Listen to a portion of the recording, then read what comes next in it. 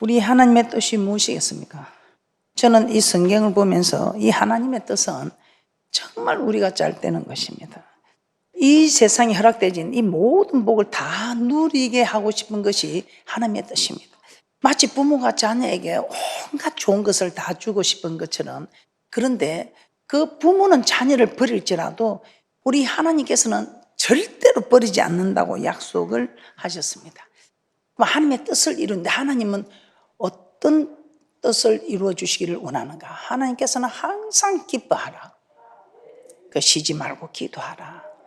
범사에 감사. 항상 기뻐한 열매를, 쉬지 않고 기도한 열매를, 범사에 감사한 열매를 우리 하나님께서는 정말 내어놓고 우리가 기뻐하고 즐거워하고 감사하고 정말 아버지 하나님께서 우리를 도와주시기를 원하는 이 아버지의 뜻을 이루어 주시기를 원하신다는 것입니다.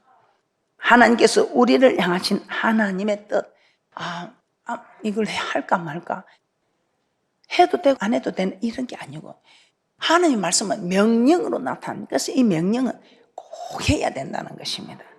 할렐루야. 그래서 우리가 맺어야 할 열매, 이 세 가지 열매, 기뻐하는, 쉬지 않고 기도한 열매, 범사에 감사한 열매를 많이 맺어서 내년에는 정말 우리 하나님께 더 많은 풍성한 열매를 드리는 축복이 있을 줄 믿습니다. 자, 첫 번째 열매, 항상 기뻐하여서 이루어진 열매를 많이 맺으시기 바랍니다. 좋은 일이 있을 때, 합격을 했을 때, 돈을 많이 벌었을 때, 응답이 왔을 때 기뻐할 수도 있습니다. 그러나 그렇지 못할 때도 우리는 기뻐해야 한다는 것입니다. 하나님의 명령이기 때문에. 그리고 그 모든 일에는 저 천국 가서 있을 일을 생각해서도 그렇습니다. 그러나 그것까지 생각 안 해도 여러분이 정말 기뻐할 수 있는 것, 우리의 힘으로는 정말 할 수가 없는 일입니다. 그래서 여러분들이 정말 나 지금 행편이 이런데 무엇을 기뻐할 일이 있는가? 그럴 때도 오늘 말씀을 따라 여러분 생각을 버리고 말씀을 따라 한번 해보세요. 자, 그럼 오늘 하나님이 항상 기뻐하라 했으면 우리는 기뻐해야 됩니다. 이것이 하나님을 대접하는 것입니다. 자, 로마서 14장 18절. 그럼 어떻게 해야 할까요? 어떻게 해야 하나님은 기쁘시게 할까요? 로마서 14장 18절에서는 이렇게 말씀하고 있습니다. 이로써 그리스도를 섬기는 자는 하나님께 기뻐하심을 받으며 사람에게도 칭찬을 받느니라. 자, 어떤 사람요? 어떤 사람 하나님이 기뻐하신다고요? 사람에게도 칭찬을 받고, 그리스도를 섬기는 사람, 그리스도를 섬기는 사람은 사람에게도 칭찬을 받고 하나님께서도 기뻐하신다 이 말입니다. 자, 섬긴다 이 말이 무슨 말입니까? 순종한다 이 말입니다. 하나님 말씀에 순종할 때, 우리 하나님 순종할 때 기뻐해요. 그래서 저는 우리 자녀들에게 너 엄마 말만 잘 듣면 최고가 될 거야. 엄마는 자기 엄마가 고슴도치 엄마인 줄 알았다 이 말입니다. 그러나 몇 년 전에 어머니 느껴집니다. 느껴집니다. 그래서 우리 하나님은 살아계신다 이 말입니다.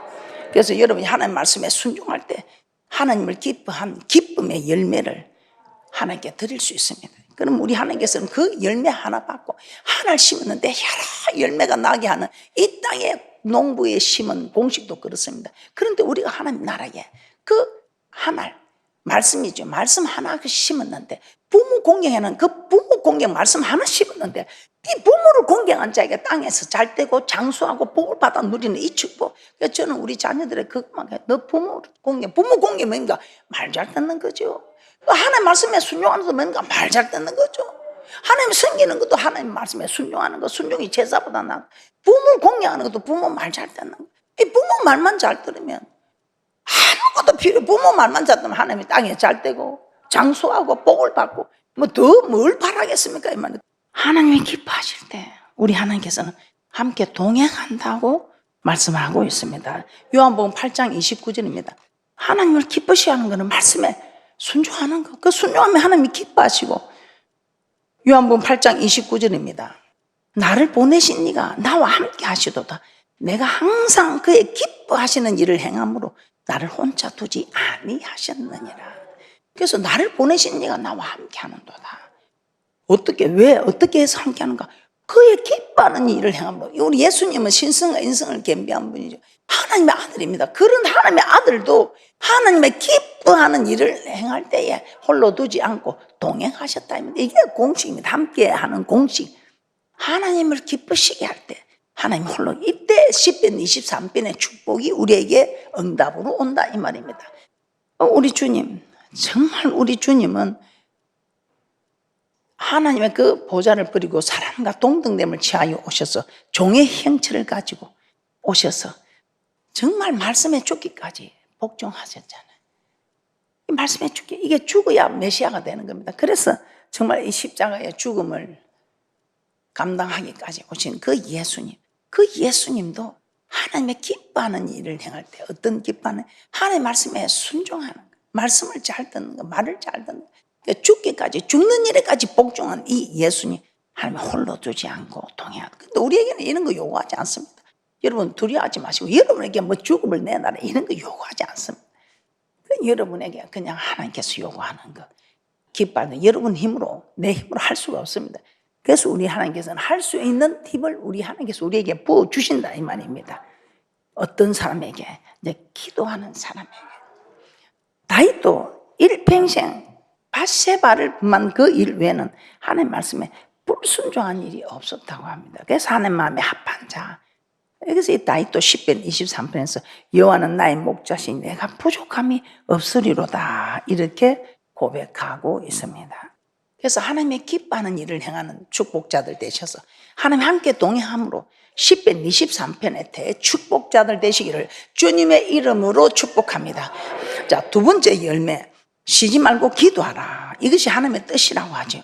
그래서 우리는 정말 기도해야 됩니다. 이 기도도 이게 쉽습니까? 요즘같이 바빠갖고는, 피곤해갖고는, 저도 그렇습니다. 저도 바쁘고 피곤해서 사실 기도의 자리에 앉기가 정말 어렵습니다. 그런데 이게 순교보다 어렵나 생각하면 안 어렵더라고요. 저는 모든 일에 이게 순교보다 어려우면 저 안 하려고 합니다. 그런데 순교자의 색을 내가 너무 많이 봤잖아요. 그런데 그분들이 어떻게 감당했을까? 그런데 그분들을 생각하면 이게 어려워? 아니요. 그래서 저는 순교보다 안 어려우면 해야 된다 생각합니다. 사무엘상 12장 23절입니다. 사무엘 선지자는 이스라엘 백성들 앞에 이렇게 고백했습니다. 결단코 내가 기도 쉬는 죄를 범치 않겠다. 그래서 기도 쉬는 것도 죄더라고. 그러면 성도도 아닌 목사가 기도를 쉬어서 되겠어요? 이는 죄가 큽니다. 아주 큽니다. 이 사무엘 선지자 보셔요. 사무엘상 12장 23절 큰 소리로 한번 합독해 드립니다. 사무엘상 12장 23절입니다. 시작. 나는 너희를 위하여 기도하기를 쉬는 죄를 여호와 앞에 결단코 범치 아니하고 선하고 의로운 도로 너희를 가르칠 것인저. 할렐루야. 대단하죠. 기도 쉬는 죄를. 그래서 어떻게 하면 기도 쉬지 않고 정말 달려가는 대축복자들 되시기를 주님의 이름으로 축복합니다. 자, 그런데 기도하는데 문제가 생겼습니다. 다니엘의 기도 한번 보겠습니다. 이 다니엘은 여인이 찍힌 것을 알고도 자기 집에 돌아가서 예루살렘 안에 창을 열고 기도합니다. 그때 이 여인은 어떤 일입니까? 지금 한 왕 외에 다른 신에게 뭐 절을 하고 막 이렇게 기도를 하고 하면 죽인다는 이 여인입니다. 그런데 이 여인이 찍혀서 이제 자기는 사자굴에 잡혀가는 걸 압니다. 그럼에도 기도 쉬는 하나님 앞에 죄를 범하지 않으려고 그냥 사형이 되는, 그것도 그냥 사형이 아니라 사자굴에 던져지는 그런 차명을 받는 것에도 불구하고 기도 쉬는 죄를 범치 아니하려고 이 다니엘이 기도하는 거 보셔요. 그러니까 여러분, 우리는 뭐 사자가 잡으러 옵니까? 사자굴에 던져집니까? 그것도 아닌데 꼭 사자굴에 던져지는 일이 어려움이 올 때 여러분들이 기도 쉬는 죄를 범치 않겠다 하고 창문을 열고 예루살렘을 향해서 기도하시겠습니까? 이게 어리석단 말이에요. 이 사자굴에 던져질 때 그때 하려고 하지 말고 사자굴에 던져지기 전에 이런 일이 일어나지 않도록. 할렐루야. 자, 다니엘서 6장 10절 보겠습니다. 다니엘 6장 10절입니다. 다니엘이 이 조서에 여인이 찍힌 것을 알고도 자기 집에 돌아가서는 그 방에 예루살렘을 향하여 열린 창에서 전에 행하던 대로 하루 3번씩 무릎을 꿇고 기도하여 그 하나님께 감사하였더라. 이렇게 기도할 수 없는 환경에서 기도했습니다. 그럼 우리는 기도할 수 있는 환경인데 왜 못해요? 그게 마음이 없어 못하는 거예요. 여러분 마음이 정말 주님께 있고 천국에 있으면 한다 이 말입니다. 예수님은 습관을 따라 갈람산에서 기도하셨다고 합니다. 누가복음 22장 39절에서 40절입니다. 누가복음 22장 39절에서 40절입니다. 예수께서 나가서 습관을 쫓아 갈람산에 가시며 제자들도 쫓았더니 그곳에 이르러 저에게 이르시되 시험에 들지 않기를 기도하라 하시고. 그래서 습관을 따라, 여러분 시험에 들지 않으려면 습관을 따라 기도해야 합니다. 할렐루야. 그래서 여러분들의 습관을 따라 기도하는 대축복자들 되시기를 주님의 이름으로 축복합니다. 자, 그러면 왜 우리가 기도해야 하느냐? 우리가 기도할 때 하나님이 일하신다. 일하신다 이 말은 뭔가? 내가 기도할 때 하나님 나를 도와주신다 이 말입니다. 할렐루야.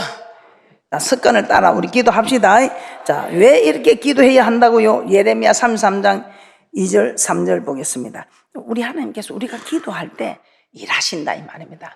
그래서 이 예레미야와 하나님 함께 동행을 했습니다. 그런데 이 예레미야가 지금 잡혔습니다. 하나님 잡힌 거 다 알아요. 그럼 우리 하나님 능이 있으신 하나님이 그냥 구해주면 될 텐데 절대로 구해주지 않는 거예요. 네가 약속을 지켜라. 나는 네가 구할 때 내가 일할 수 있다. 네가 기도할 때 내가 너를 도와줄 수 있다 이 말이지. 그러면서 우리 하나님은 그때 한 말이 예레미야가 하나님 내가 하나님과 동행하는데 이 꼴이 됐는데 빨리 좀 구해주이소.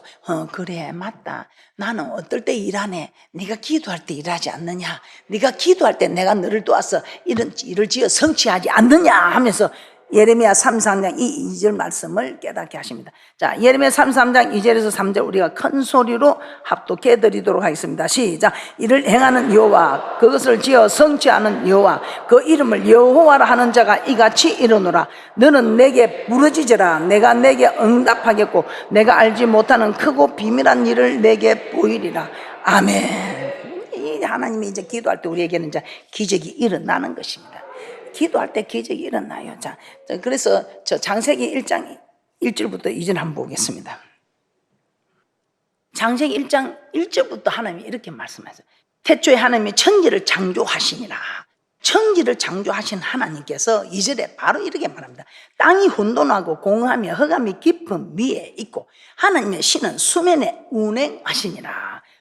혼돈하고 공허하고 흑암이 깊은, 야, 지금 우리 세상 앞으로 가면 갈수록 혼돈하고 공허하고 흑암이 기쁨이 있는 이런 세상, 종말이 올수록 지금 이런 세상이다 합니다. 그런데 하나님이 태초에 천지를 창조해 놓고도 혼돈하고 공허하고 흑암이 기쁨이 있음을 말씀하고 있습니다. 이때 하나님께서 제 눈을 열어서 하나님의 신이 수면에 운행한다.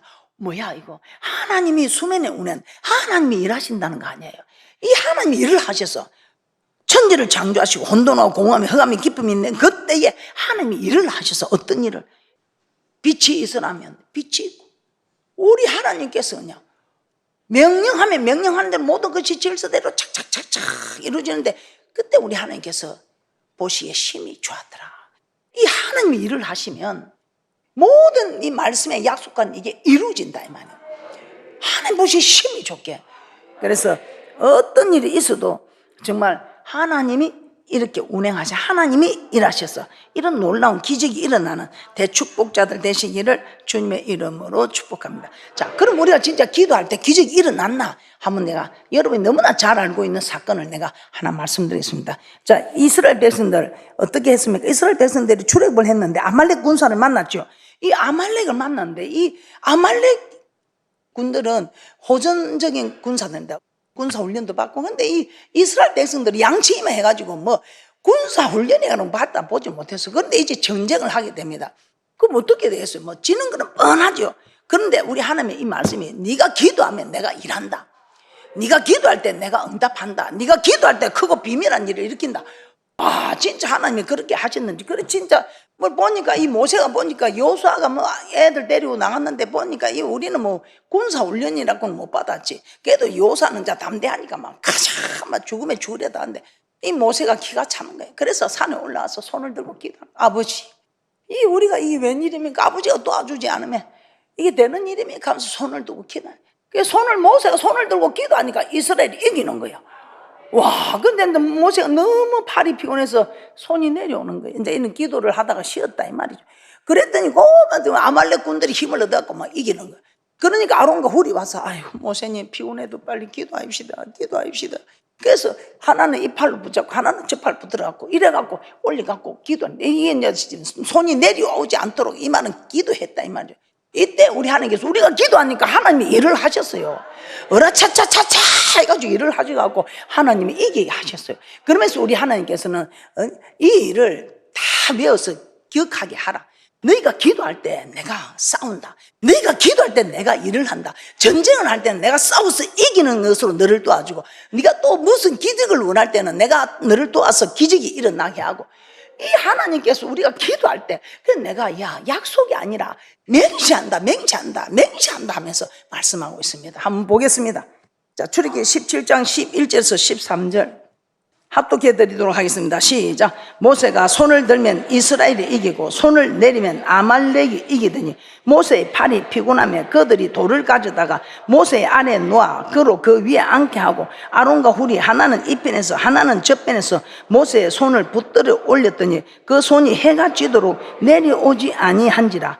요수아가 칼날로 아말렉과 그 백성을 쳐서 다니라. 그러면서 지금 14절부터는 어떻게 되었습니까? 참 놀라운 일이 일어나지요. 자, 14절. 우리 하나님께서 이 일을 다 이제 기억하게 외어들리라 합니다. 자, 14절입니다. 여호와께서 모세에게 이르시되 이것을 책에 기록하여 기념하게 하고 요수아의 귀에 외어들리라. 내가 아말렉을 도말하여 천하에서 기억함이 없게 하리라. 모세가 단을 쌓고 그 이름을 여호와 니시라 하고 가로되 여호와께서 맹세하시기를 여호와가 아말렉으로 더불어 대대로 싸우리라 하셨다 하였더라. 자, 너희들이 기도하면 내가 너희를 위해서 싸울 것을 맹세한다. 이리 하나님께서 우리에게 도와주겠다고 맹세까지 하시는 이 하나님을 여러분들이 외면하여 기도 시는 죄를 범하니 하나님이 도와주기는커녕 여러분이 죄를 범하고 있으니 죄 땀이 막혀서 우리 하나님 여러분을 도와주러 올려도 올 수가 없다 이 말입니다. 할렐루야. 그리해도 기도 안 하시겠다면 누가 막겠습니까? 그래서 여러분이 잘 되면 기도해라 이 말입니다. 세 번째 일매 데살로니가전서 5장 18절 범사에 감사하라. 이는 그리스도 예수 안에서 너희를 향하신 하나님의 뜻이니라. 이 범사에 감사하기 참 힘들지요. 그런데 좋은 일이 있을 때 감사가 되지요. 그런데 어려운 일이 있을 때 이게 감사가 됩니까? 안 되죠. 그래도 우리 감사해야 된다. 자, 이 세 번째 열매는 범사에 감사하는 일입니다.